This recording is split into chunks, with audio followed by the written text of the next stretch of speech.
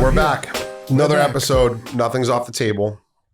I have a very close friend of mine. His name is Bruce W. He has an incredible story. I met Bruce in 2016, actually at a Gamblers Anonymous meeting. Was that long ago? It was that long ago. That was my first time.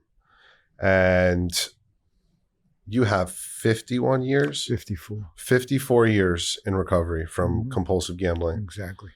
This man, he is Rikers Island, class of 1972. 72. Right. And he has dedicated the last 54 years of his life to helping people recover from compulsive gambling.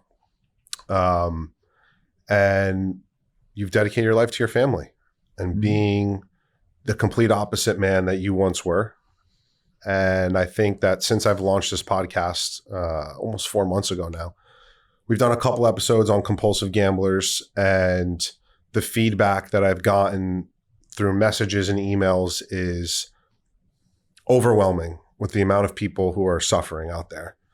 And the crazy thing is now is gambling is starting to be legalized in a lot of states, not all 50 states yet, but it will be soon. And the advertising and the marketing and how they're making it look sexy and appealing and come play, we'll match your first deposit and all these things.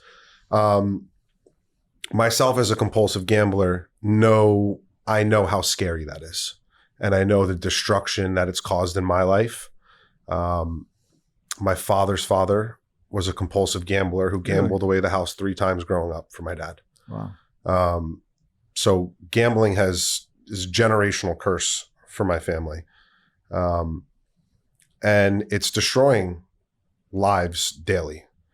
So when I started getting these messages, I reached out to you because you are the epitome of what recovery looks like, in my opinion. Thank you. And the last 9 months that I've been in GA, you have been so helpful, so kind. And, it's not necessarily about the 12 steps and going to meetings and this and that. You're, at least with me, the way you approach this is that you do the steps, you go to meetings, but you also have to change the way you treat yourself, the way you talk about yourself, the way you think.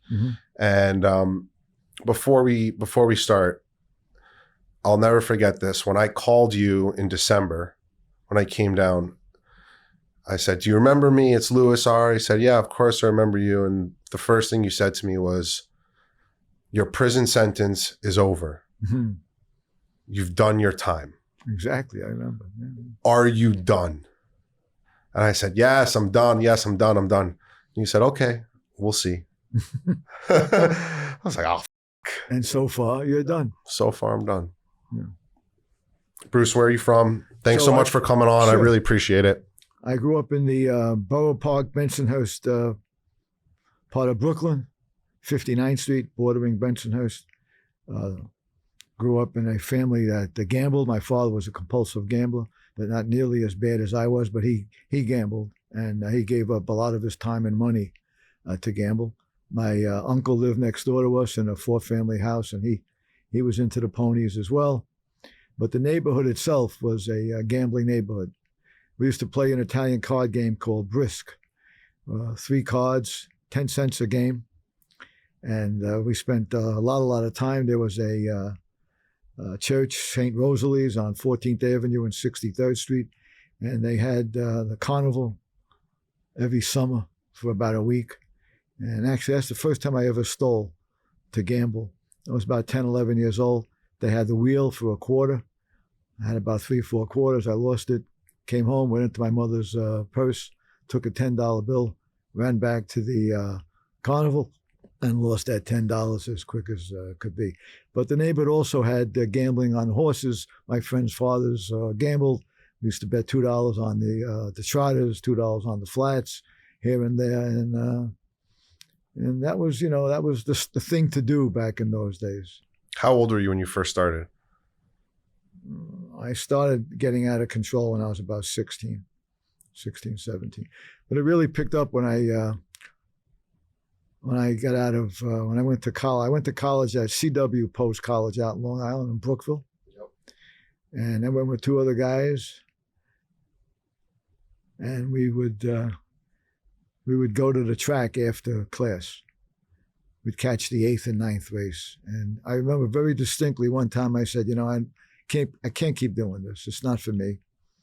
And I took the Long Island Railroad train home from, where was it? Old Westbury, I believe, station.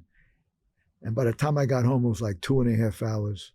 And I said, no good. I can't do this. So I went back to my buddies, and we'd go to the track, catch the 8th and 9th race. We would park outside of Aqueduct, so we wouldn't have to pay the $1 parking.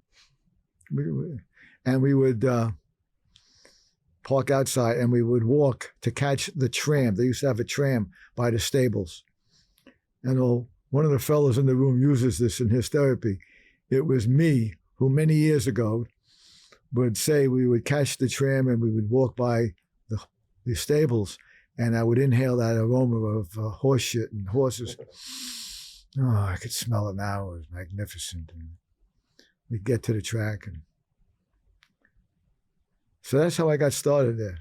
But the sad thing was, I used to take the morning telly, which was the racing form years ago, to school and go to the library. And instead of be reading my books and whatnot, I'd be reading the telly. To the 8th and 9th races at the Aqueduct. It was kind of sad. And to get money, we used to steal books from cars. We used to go to the bookstore beginning of the year and steal. This is kind of embarrassing, but it is what it is. We would steal books from the bookstore and then go back inside to the bookstore and sell them back to the bookstore. They would buy books and we're selling them back their own books, for a discount. It's kind of just to go to the track to lose my money. And that's really what we got started with. Of course, I was let out of CW Post College because my grades weren't high enough to graduate. And I got my first job. My uncle got me a job at the Bank of North America after I had been asked to leave.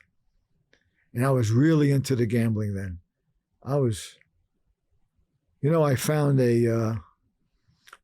a program in my house, a couple of 3, 4, 5 years ago, a program from Aqueduct. And it was from, I saved it, I have it, from 1963. I was 21 years old in 63, and I was well into going to the track, the trotters, especially trotters in the track, my main gambling. What's up, everybody? I'm Louis Ruggiero, and I'm the host of Nothing's Off the Table. Let's be real. Whether you're in recovery or not, coffee is more than just a habit. It's a ritual. That's why I've partnered with Pink Cloud Coffee. It's a brand built by people in recovery for people in recovery. It's premium, ethically sourced coffee with a purpose. This isn't just about caffeine. It's about connection, clarity, and showing up for your day with intention. And here's the best part. A portion of every sale goes toward helping someone else on their path to recovery. So every cup you drink helps someone else stay sober. Head to the link in my bio and use the code LJ at checkout to get 10% off your first 10 orders. You won't regret it. We used to go all the time. I forgot where I was. Where was I? Tell me where I was. We would go, where was I? I had something I really wanted to say. Anyway, so we would go to the track all the time. We would say to our friends, look, these old timers, they're here every day. And then the old timers were probably saying to themselves, look at these young timers. They're here every day. I remember we were CW Post College. We came back from lunch, and it was November 22nd, 1963, and President Kennedy was assassinated, and we heard it on the radio. And we were pissed off. It was a Friday, I believe.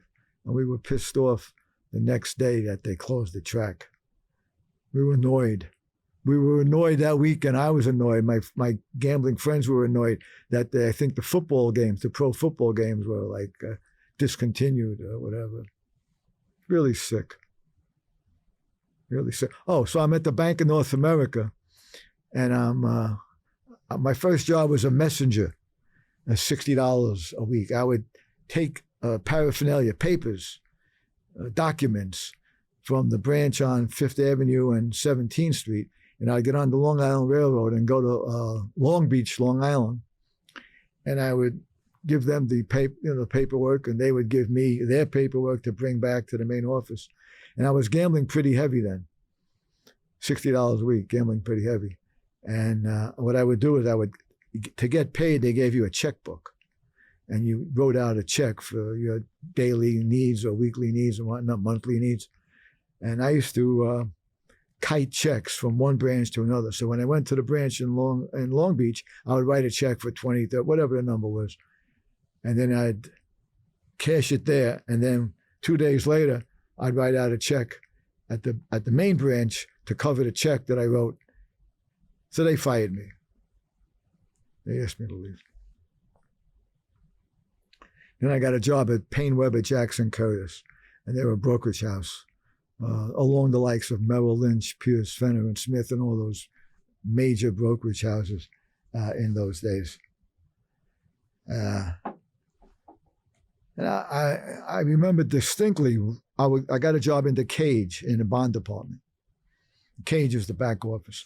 And I remember my first month there, going around to anybody I could ask who I thought would be, you know a bookie? You know any bookies? You know any bookies? Can you know a bookie? If you know a bookie, let me know. I wonder what they were thinking about me. You know a bookie? Do you know a bookie? Then a guy named Al, his last name isn't important, got a job in the department that I was in, and he knew bookies. And then I started to bet with him on sports. The worst thing. All you needed was a dime at the time. You put a dime in, and you could bet whatever the bookie would take. And bookies, and if you think about it, I don't know how old they thought I was, how much I earned, what I did, but they didn't give anything how much I bet. It's really scary. Probably assumed you had money or had a good job. They assumed that as long as I paid them, they were okay with it. And I was not doing well as a bookie. So my wife and I decided we were going to get married, and I needed to get a ring. Should I talk about this? I guess so. What the hell? And I needed to get a ring, and I didn't have money for a ring. And a very good ring in those days was $500 and up. For $500, you can get yourself what is now a $10,000 ring or whatever. Price of diamonds going up, cost of living going up. And I didn't have the money. And I was in, like I mentioned, the bond department, and I had access to requisitioning checks from another department. So if I put in a slip that I needed a check made out to such and such a name, they would give it to me. And I got this check, the first check I ever stole from PaineWebber. And I was able to cash it. I bought the ring. And nothing happened. Did your wife at this time know that you had a gambling problem? She knew that I gambled a lot, yes. But she always said that she could change me. And that was a big mistake on her part. So the check, I got the check, cashed it. Maybe a couple of 2, 3, 4 months later, I owed the bookie a lot of money. I said, well, if they didn't cash me with the last one, let's take a shot on this one. And I stole another check, and then another, and then another, and then another, and then another, and then I can go on for the next hour, and then another. That's how many checks I used to ask for. So the worst thing about, in addition to the repercussions of the results of the gambling, prison, insanity, or death, as it says in our little combo book that we use in Gamblers Anonymous, is the mental. So my wife worked at New York Life, and they located on 28th Street between off Madison. And I would get my check. And I got to tell you, the anxiety of making the check request and having someone I can't, it's not enough time to talk about this in the room, but this gives me a real good time to look back. And even now I get a little, my heart starts beating a little faster. The anxiety of making the request, bringing it down to the department that's going to process the check and bring it back to me. The check was made out to a third-party person, but you can't do that anymore. The banks won't allow you to do it. So I could talk about it. Will they give me the check? Will they go to somebody high above and say, why are you requesting this check? What's the background of it? Who are they customers? Is this, that, the other thing? And I would get the check and be relieved. So now I got to cash the check because now, back then my gambling week went from Sunday to Saturday, Monday to Saturday. And I used to settle up with the bookie on a Tuesday. But when I needed and I always needed a check because I hardly ever won. So I would have to wait. I would tell the bookie, I'll give you the money on Wednesday. So I would request the check on Monday. I get the check back on Tuesday. So now I'm at Broad and Wall. And there's a train station, 4th Avenue, I think, local, right down below. One of those trains. So now I'm going to go at lunchtime to go up to 28th Street. Come back, wait in the bank, cash the check, and come back. And I want to do it in an hour because that's when I took lunch. So I go down to the train station, and invariably I'm waiting for the train for 10, 12 minutes. Very rarely did I go down and the train is there. And I had to switch at 14th Street to get to 4th Avenue local. That's what it was. To take it 2 stops to 28th Street. And I'll be a son of a bitch. Every time I would get to 14th Street, as my train is pulling in, I go, oh, great, there's another train. There's the 4th Avenue local. I'm going to catch it. And as I would run out of the train that I'm on, the doors of the 4th Avenue local would close and take off. And I'd be beside, why aren't they waiting? Why do they do that? Didn't they see the trains coming in? Isn't it the idea to switch? And I would stand there waiting for another train to come in. 5 minutes, 10 minutes. And I'd be literally out of my fucking mind. In my letter curse. I would literally be out of my mind. I got to get back. So I get up. I walk to the bank. I get online.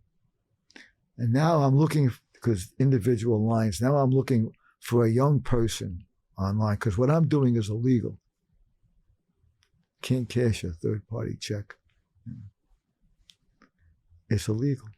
So I'm looking for a teller, a cashier, who's young and affable, because I was young at the time, late 20s. And I get online and I walk up, ba-boom, ba-boom, I'm a wreck. What if they say, I'm a wreck? I get there and I'm, hi, how are you? You know, not going to be grumpy. Hi, how you doing today? Beautiful outside. Oh, it's raining outside. Yeah, I got all wet coming over here. How's it going? You busy today? And she'd look at the check. One time, one of those people took the check to the back. I shit my pants. Figuratively, but believe me, I was shitting in my pants. Came back, it was okay, but they examined. They came back. Who was this person? Anyway, they cashed the check. And I get back and do the whole thing all over again. The train to 14th Street. Goddamn train would pull out again just as I'm getting there. I'd be a wreck by the time I came back. How many years did you do that for?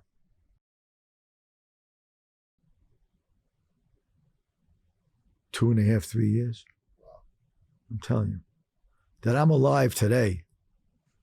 That my heart, which maybe that's why I had that that heart attack all these years later. But it was brutal. It was really brutal. And I'd call the bookie up. And I'd say, okay, what time? I'll meet you so and such a time. And I've done this in the room a bunch of times. I would say, and I was like, the bookie that I gambled with, his code was 31. Ever hear me do this? And I was Chevy. That was my nickname, Chevy. So I was Chevy for 31. So when I would call the bookie, the office up, and they would finally call back, that's another thing. To make a bet, you had to call up the office and leave your number and then wait for a call back. Remind me to tell you what I used to do at PaineWebber when I, anyway, I used to say to myself, and I'd call up, I say, this is Chevy for 31. What's the line? What's the line? Give me the line. I want the line. Give me the line. I wouldn't say it like that, but that's, give me the line. I want the line. This is Chevy for 31. What's the line? Give me the line. So I would say, I swear, if I get out of this, if I get out of this situation, if I don't get caught, I swear to God, as God is my judge, I will never, ever, never, ever, never gamble again, ever. Get the check, cash it, give him the money. The next day, this is Chevy for 31. What's the line? I said it 100 times. If I get out of this situation, God, I swear, God, I will never, ever gamble again. So I used to call up. The cage was on the 15th floor, and I would work overtime to make as much as I could because I needed money. I was married at the time now. Was I? 69, yes. And I would go upstairs to the 17th floor where the partners' offices were. Managing partner, senior partner, this partner, that partner. And they had a phone booth right by the elevator. The elevator was here. The phone booth is here. And I'd go upstairs and I'd dial the number for the bookie. And, okay, I'll call you back. So now I'm waiting for the call back. And the elevator's right there. Now the people are going home. This is around 7 o'clock, 6:30, 6:45, whatever. And now the partners, the people that work on the 17th floor, are waiting for the elevator. So I just can't be standing in in a phone booth, minding my business, waiting for a call back. So I would put my finger on the receiver, and I'd make believe I'm having a conversation with somebody. I would be insane. I'd be out of my fucking mind. Imagine, there they are. So Beth can't make it on Thursday. Well, I have plans too, but I was going to change my plan. Until the elevator came. Then get on the elevator, take my finger off the receiver. Sick. One time, somebody in the receiving department, all of a sudden, they were missing, the receiving took the bonds in, took the stocks in. In this case, it was the bonds. Somebody appropriated $50,000 Cincinnati of Ohio bonds. Somebody stole the bond. They couldn't find it. I'm in the bond department. I'm the head of the bond department. I got about 40 people working. Can't find the bonds. Everyone's asking, Bruce, check your department, go into the vault and check this. I had combinations to every vault in the place at PaineWebber. Not only the bond department on the 15th floor, but the big vaults in the basement of 25 Broad, where we had 3 big vaults with all the stocks were held, billions of dollars worth of stuff. I could go in there with my... Anyway, so they can't find the bonds. There's the bonds. So now, and I'm looking for the bonds. I am looking for these bonds because this is serious shit. What if they start investigating what I'm doing? So then they decide, God is my judge.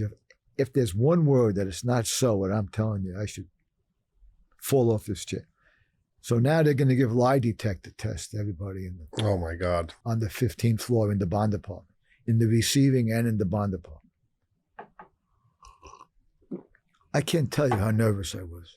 It's impossible for me to tell you how nervous I was about this, because if they start asking me questions, did you ever steal anything? And the thing goes, the lie detector goes through the ceiling, I'm going to get caught. So I say, again, Now they went through the receiving department, lie detector test. Now they're coming to the bond department, my department. 40 people are going to be given lie detector tests. Bruce, you're scheduled tomorrow at 11 o'clock. If I get through this, I'm telling you, Louis, if I get through this, I will never, ever, never, ever gamble again. I swear, God, get me through this. So just get me through this. Take the test. Did you ever steal anything from PaineWebber, Jackson and Curtis? No. I passed the test. Wow. I passed the test. What do you think I said the next day? This is Chevy for 31. Watch the line. That's the insanity of compulsive gambling. The insanity of compulsive gambling. I relate. A little different. I didn't have to call Chevy for 31. I just had to things were different. open up my phone and in my boxers and. Well, there was no phones. There was no cell phones. There wasn't even a fax machine. You had beepers? Not yet. Wow. We were getting close to beepers, I think. So one day my boss says to me, they want to see you on the 17th floor. Mm-hmm. My heart. So by the elevator, and I say to him, so tell me, forgot his first name. I said, what do they want to talk to me about on the 17th floor? So they says, well, they're not about to give you a raise. And that's when I knew the shit was up. So we went into this very large room, managing partner, and there had to be 30 people in a rectangle kind of office all around sitting. And they got me. One of the people in my department that was involved in interest payments to the bondholders came across some machinations I made with the trying to cover my escapades. And he caught me and turned me in. It was the best thing that ever happened. And then it's when I first said to them, I'm a compulsive gambler, and I knew about compulsive gambling, and I told them what I had done. And for the next week, and I'll get past this, I don't want to belabor the point too long. For the next week, my wife thought I was going to work, but I was being interviewed by one of the partners to see how I did it, what I did, et cetera, et cetera. How much did you take? I stole in today's dollars, not to try to be a big shot, but in today's dollars, close to $1 million. Wow. Those days was 150 grand. It's almost a 10-time factor. 9%, Yeah. Whatever. So the guy is it's not funny. The guy's interviewing me. He says, so it looks like you stole what I just mentioned. He says, how much were you betting? I said, well, on the weekend, I'd bet at $2,000 on a Saturday. And if I won some of the games, I'd bet the same thing on Sunday. Football, baseball, football, and basketball with a big, like I said, a little dime. If I didn't have cash, I would hardly want to bet up with the bookie on the horses. You got to beat it. Got to be like it made a difference. So I didn't have a lot of cash. I never bet big dollars on the horses, although that was really my first love. But with the sports, you could bet $500, $1,000, that little dime I told you about. So I said, I bet $2,000 on a Saturday, sometimes $50. He had this incredulous look at me. He goes, make believe this is the papers. He goes, but you make $80 a week. Whatever the number was. It wasn't more than 100. He couldn't believe the insanity that he had on his face about me. I'll never forget it to the day I die. So every day they said to me, they had me interview, and I would tell my wife I'm going to work. That wasn't. I was going to the office, but not to work. And on a Friday, after doing this for 4 days, whatever it was, a detective came into the room, and he read me my rights. You have the right to remain silent. I go, what the fuck? What? Is this happening to me? So we went out, and he says, well, I said, where are we going? He goes, well, the first precinct, which is down, not far. It's in the Wall Street area. And I says, it's a Friday. He says, can't you let me go home? I'll come back on Monday, I swear. He says, you know something? I would, he said, but I'm retiring in 2 weeks. And if God forbid you let me down and you didn't do what you just said you were going to do, I don't need the aggravation. So he took me over to the first precinct. They fingerprint you. They take a mug shot. Oh, who is this? Who is this happening to? So he says, one of the detectives says, anybody in your family know what's going on? And I says, no. He said, want to call somebody? So my father worked at PaineWebber. He had worked for another company, and he was out of a job. And he said, Bruce, you think you could get me a job here? And he was working there maybe 6 months, 8 months. So I call him up. The first words he says, so is anybody, Bruce, is it true what I'm hearing about you? Is it true? I says, yeah, it's true. I'm at the first precinct right now. Kind of broke down. And that was that. He got fired, by the way, as did a few other people that I was close with in company.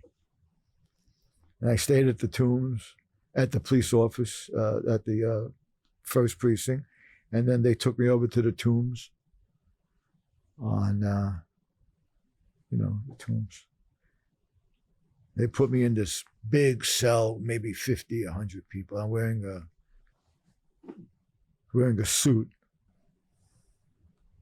And I had to go to the bathroom in the worst way. And I'm standing right in the front by where the bars are. And I had to go to the bathroom in the worst way.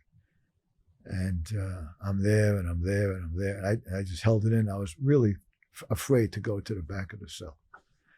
And finally, at around 11:30 at night, they called me to go to the judge. And I was blessed because had it not been called by midnight, I'm there for the weekend. Yeah. So the judge let me out of my own recognizance. And I came home, and my wife says, why are you home so late? Where were you? I says, I was arrested for stealing at the job. And she says, come on, stop fooling around. Where were you? And she said, I told her I was arrested, and she believed me.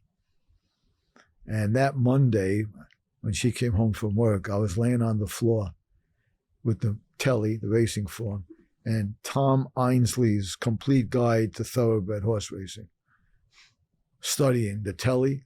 I mean, this is how sick the illness is. This is how diabolical the illness is. This is how powerful the illness is. I just been arrested. I got my book on she says, what are you doing? What are you looking at? I says, well, no more betting with the bookie. I'm only going to bet with money that I go to the track with. She said, you're crazy. And she called up Gamblers Anonymous. And that Thursday night, 3 days later, I made my first meeting at the St. George Hotel in Brooklyn on a Thursday night. And we got lost because there was no Waze, there was no Google traffic or Google Maps, Google this, Google Gots. There was nothing. So we were lost. I'd never been there. Downtown Brooklyn over there. And I said, oh, you know what? We're lost. The meeting's we're gonna be late. Let's go home. She says, there's a gas station there. Find out where it is. And she insisted that we go. And the meeting was on the second floor. We got off the elevator, and there was a guy, never forget it, Jimmy R. And he goes, are you here for Gamblers Anonymous? And I said, yeah. She said, are you in any trouble? And I says, yes, I got arrested last week. He says, oh, great, come on in. I said, can I stop talking for a second? I need to take a break. 30 seconds. Anyway, that's what happened. It's great. And I said to myself, great. I didn't understand. You know, the whole thing was my first. I think it's crazy because I've gambled now for, I'm 31. I gambled since first time I gambled, I was 15.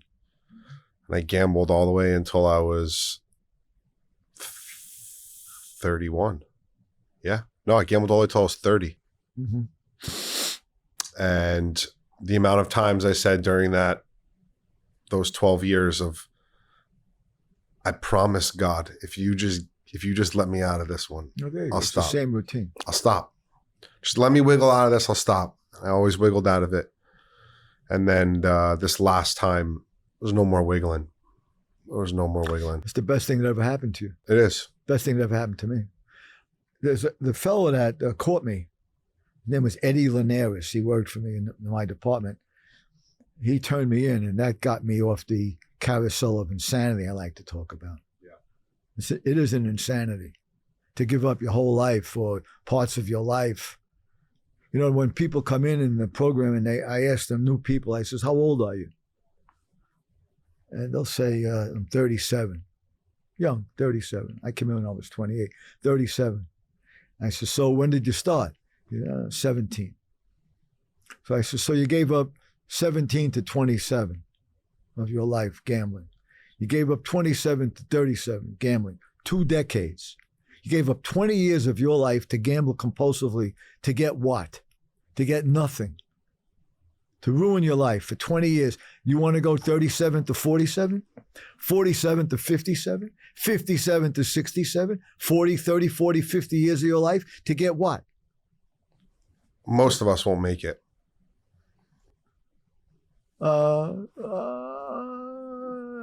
Maybe. I've known people that over the years that have gambled for 30, 40 years. I wouldn't have made it. Well, prison, insanity, or death. I used to wish myself death all the time. Sunday night, when I knew on Sunday night that I had to steal, beg, or borrow to get money to pay the bookie. One time they said to me, Bruce, can you get your hands on stocks, bonds?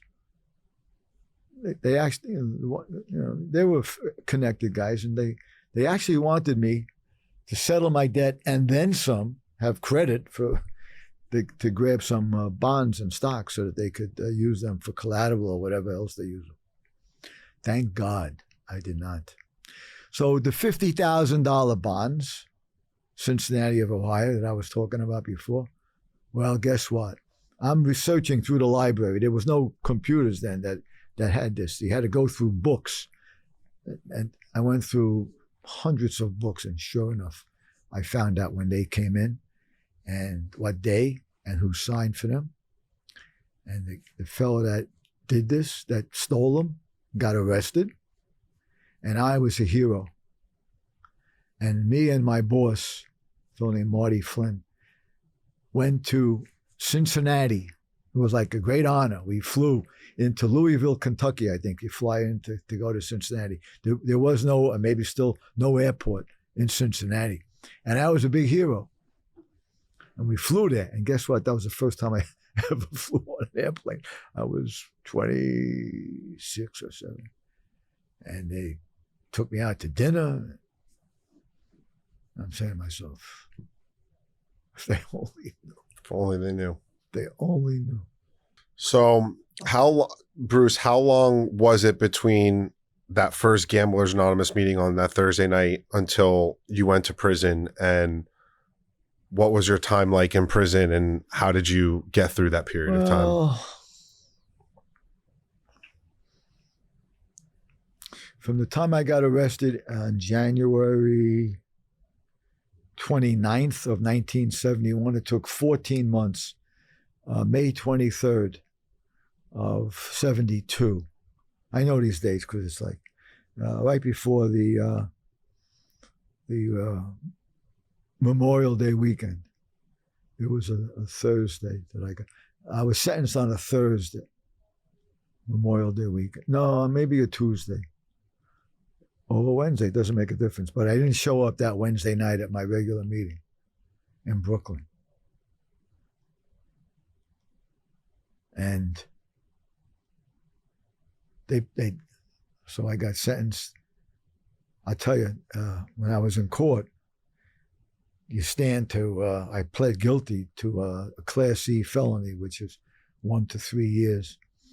And when I stood up in court to face my sentence, the 2 court officers stood next to me. I go, what the hell is that about? Where do they think I'm going? But then I knew the severity. I said, holy shit, they're serious.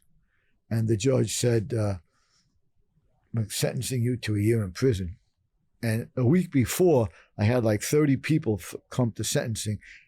Then it was postponed again. It was postponed numerous times. I'd have to go to court. And finally, so then the following week, only a few people came. 3 people from GA. Well, one of them was a very eloquent speaker. His name is Don P. May he rest in peace. And he was very eloquent speaker. And he stood up before the judge and he said, Your Honor, this was a white-collar crime. He did it out of an illness of compulsive gambling. And you have leniency. Can you please show him leniency? And the judge said, this is after he gave me the year. And the judge says, you're lucky I didn't give him 3 years. And they took me right in. They put me in a holding cell, a small room, a small cell with 2 other guys with a bologna sandwich. And I stayed in the Tombs that night. And they sent me over to Rikers Island on a Thursday. I'm on the bus on the Brooklyn-Queens Expressway. I'm handcuffed to this guy. I'm passing by all the exits that I'm sort of familiar with. Metropolitan Avenue. And I'm saying, I want to go home. I don't want to be here. What am I doing here? And then Rikers Island. But I was very lucky in Rikers Island. I'll make this quick because I can go on for hours. So Memorial Day weekend, I'm laying in the bunk, 7M. There's 3 levels, 7U, 7M, and 7L lower, 7M main, 7U upper. And it's Friday night. Now it's a Friday, and I'm scared shitless. What am I doing? And I hear them on the loudspeaker say, Hebrew services, those who want to go to Hebrew services, come up. Hebrew services. Now I'm laying in the upper, because when you're new, you're in the upper. You're not in the lower bunk. Hebrew services. You know what? I'm going to Hebrew services. And I go to Hebrew services. It's a Friday night, and there's a guy named Steve there, and he says to me, what are you here for? As well, embezzlement, this, that, the other thing. He said, Monday, you're going to be interviewed for a job. He says, I was in dorm 17, which is the best dorm in the whole Rikers Island to be in. You're with inmate bus drivers, inmate people that work in the office, the supervising warden's office, high-end mafia guys, and high-end drug dealers. You're segregated from the prison. You don't have to go to dinner. You don't have to go to breakfast. But tell me, when you get interviewed on Monday, tell him, he says to me, you know how to type? Do I know how to type? Of course I know how to type, which I did. I took typing in high school. So sure enough, Tuesday, because Monday was a holiday, Tuesday they interview me for any thing that you're good at. I said, I'm a good typist. I swear. So sure enough, I ended up in dorm 17. The best thing. It wasn't great to be in Rikers Island, don't misunderstand. You got to eat with a spoon for 6.5 months. That's what I was. You ever eat with a spoon for 6.5 months? Try to have your steak, cut your steak with a spoon. Steak, cut. You used to have, what do you call it? Beef patties? You used to have beef stew. And the trick in Rikers Island when they had beef stew, which was once a week, was to find the beef. Oh my God. There was no beef in the beef stew. If you found one, we say, I found one. Anyway, I did 6.5 months of Rikers Island, came back, went right into GA again, and went from there. Ask me a question. 54 years. Yeah. How'd you do it? And what was the amends process like with your wife? And kind of how has your life evolved over these last 54 years to now? You are a pillar of our GA room. Thank you. I know you're a pillar of the overall GA community. Thank you. But when this guy gets up and shares, it is silent. and everyone looks at you, everyone's ears perk up. Thank you. Because what you're saying is wisdom, and it's valuable, and it's applicable. How'd you do it? By the way, tonight is step 10 at the meeting, and I'm just going to talk very briefly about that. I made amends to my wife today over something I said the other day, but I'm going to talk very little about. I'm going to do the 27 to 37 thing tonight. I think I'm in the mood. Anyway, make amends to my wife. I'm going to make amends to my wife forever for all the anguish with a capital A and then some, because I really did not treat her well over those years and even after. So it's good to be at peace. Peace is the most, and happiness are the two most. 10 more minutes we have here. So what happened was this. I came out of prison, and here's what happened. I still had my books, believe it or not. And my friend Joey A., may he rest in peace, would say to me all the time, Bruce, you still have those books? I said, yeah, I'm going to throw them on. What do you need them for? Why? Because in my sick mind, I said, one day I'm going to go back and I'll learn from whatever. I won't, no more parlays, no more ifs, ands, and reverses, no more, I'm just going to bet straight horses, straight teams, and all that. I was sick. So I was still sick. And, but I wasn't gambling because I didn't have any money. And if my wife caught me gambling again, it was over. I stopped March 8th, a month and a few days after I came in. Broke. It was not a desire, but broke. And I forget the timeline, but I was working at a car service, which was what is now the new Uber. And they would have a storefront, and 10, 15 guys would be waiting in a room to be called for the next ride to take somebody, either a long ride or a short ride, whatever luck gave you. And I'm sitting there waiting for my turn. And a guy came in, and I'm like 31, 30, you know. And a guy comes in after a ride, and it was OTB at that time. And he said to the dispatcher, who got the triple at Aqueduct? And the dispatcher said, ABD. And the guy said, ABD? And he smashed his hand on the table. I had ABF. He was like 30 years older than me and had a spiritual awakening. There's nothing I'm saying is for effect. Nothing I'm telling you is bullshit. But I had a spiritual awakening. God, a higher power, came into my system. And I said to myself, do I want another 30 years of my life to have to worry about who got the triple and to be filled with the sickness that this guy was showing over a triple at Aqueduct? And God came into me. And I felt this feeling of serenity and peace in my body and in my mind and in my system. I don't know if you experienced that. And I said, I'm done. Got rid of my books. I started listening better. I started speaking better. I started speaking with authority about my life in compulsive gambling. I got into self-help and personal motivation and understanding that we become what we think about and talk about to ourselves all the time. I got into positive thinking. I got into a burning desire to succeed. I was fortunate enough to get a good job in '74, 2 years after coming out. I got into my own business in 1982, still in business. I still keep active in 2 businesses that I'm involved in. The most precious thing that I ever got in my life was my wife staying with me because of Gam-Anon, which kept her going while I was in prison. I've been blessed with 2 daughters, 2 GA babies who never saw my insanity. They're 50 and 48 years old. I have 3 grandchildren. I'm affluent. I'm abundant. I don't look down at others who have less and look at people who have more. I compare myself to myself. I'm doing good. I lead a good life. I carry the message. I know the insanity. I've experienced it. And I'm very fortunate. I've had a wonderful life. I am the best thing that Eddie Linares. So I'm in a parking garage in Manhattan, maybe 20 years after I got caught. And I said, is this guy, and I said, I see the name on the thing. I said, is Eddie Linares a Cuban fellow? He goes, yeah. Does he have this kind of, yeah. Where is he? I wanted to thank him. He turned me in. I wanted to thank him for saving my life. He said, he's out to lunch. He'll be back in an hour. I said, an hour? Maybe I should have stayed. I never did. But getting arrested, once again, every adversity carries with it the seeds of growth. And I add on to it, that's, what's his name? I can't think of his name.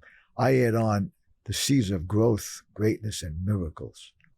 And the miracle, Gamblers Anonymous allows people who abstain to become miracles. From absolute losers, disasters in life, become like you are becoming. And everybody that has a desire to succeed can become and will become. And the incredible thing about Gamblers Anonymous is not only does it make us better, not only does it make the people who are in the rooms hearing our story better, but it's like a pebble in a lake, the ripple. The families of the people who are in the room. If you're in business or not in business, you're working and you're congenial and you do, but if you're in business and you have people working for you, because you're in business and you know how to treat people correctly, they earn a living from you. And their families are able to enjoy a happy life and a successful life because of the earnings that you allow them to make. Thousands and thousands of people benefit from one person, you, others, because of abstinence and recovery in the Gamblers Anonymous program. So I'm very blessed. Yes, I'm blessed to have you in my life. I'd like you, two things. The first thing is, I'd like you to tell us, and I'm teeing you up here because I know what you're going to say. I'd like you to tell us what you say to yourself when Bruce W. looks in the mirror. I like myself. I like myself. I like myself. So I'm going to this shrink, Louis the Maven, Louis Shower, many, many years ago. And he says, your self-esteem is terrible. I said, what is self-esteem? What does that mean? He goes, well, how you think about yourself. Well, how does one person think about themselves? Well, it depends on their behavior. If you're gambling compulsively, he knew I was in GA at the time. He said, you're gambling and you're stealing and you're robbing and you're leading a terrible life, and your actions determine how you think about yourself. So in that situation, your self-esteem is very low. But if you start becoming a better human being and you start enjoying yourself and you start liking yourself more, well, then your self-esteem gets higher. And it's your self-esteem, not his esteem, their esteem. It's your self-esteem. So my brother-in-law, the great Larry Markson, got me in. He was a motivational speaker in the chiropractic industry, very renowned in that area. And he got me into thinking about positive thinking and going. And one of the people was Brian Tracy, a very well-known speaker, personal motivation. And they had these cassette tapes, so I bought one from Brian Tracy. And he said, you got to start talking to yourself positive. You got to look in the mirror. And you got to say, I like myself. And he says, you just can't say, I like myself. You got to say it like this. I like myself. I like myself. I like myself. I like myself. And say it over and over. Every time you walk by a mirror, say, I like myself. Well, guess what? We start to like ourselves because the subconscious mind doesn't care what we say to it. It believes everything that we say, and it believes everything that other people say. So if you start saying, I like myself, I like myself, I like myself, I have good positive self-esteem, I'm happy, I'm this, that, that's what we become. And when we like ourselves, we do good deeds and we live a better life. And we do good deeds and live a better life, guess what? We like ourselves more. So the more we like ourselves and do good deeds, now, is this a everyday situation where I just walk around and no? Do I like myself 90? No, but if I can like myself 90% of the time, it's forget about it. I think that's really stuck with me the last couple of months. We met over Memorial Day weekend for coffee, and I remember we were talking about the podcast and stuff, and I was like, oh, some people don't want me to do it. And you literally looked at me and you said, why not? Why can't you? Mm-hmm. We stopped gambling so that we can live a life beyond our wildest dreams. Mhm. The punishment is over. Exactly. You've punished yourself enough. And I think that, in addition to step work, like, I'm a big step guy. I believe the steps is the only way to relief. And I also think the steps is the only way to have this obsession to gamble or this obsession to drink and drug lifted. Talks about that in the literature. Like, my obsession has been lifted. My obsession has been lifted. Last thing, and we'll wrap it up. You gotta just hit them with the compulsive gamblers. You do your spiel. What's that? Compulsive gamblers. Oh, that. But before we do that, what you're referring to, of course, is the 12 steps of recovery, that all the 12-step GA, OA, NA, CA are all indebted to AA, Alcoholics Anonymous. Yes. Starting off with the first step, that we are powerless. We admitted we were powerless over, you insert, the addiction, and that our lives were unmanageable. Well, you know what about compulsive gamblers? Tell me, Bruce. I'm gonna This tell is you, my you gotta favorite sit up. thing. Oh, I love this. Compulsive gamblers always Lose. We always lose. We never win. We have winning moments, a winning week, a winning month, even a winning season. But at the end of the day, we always lose. We never, ever win. We win by joining Gamblers Anonymous and abstaining. Thank you. Thank you, Bruce.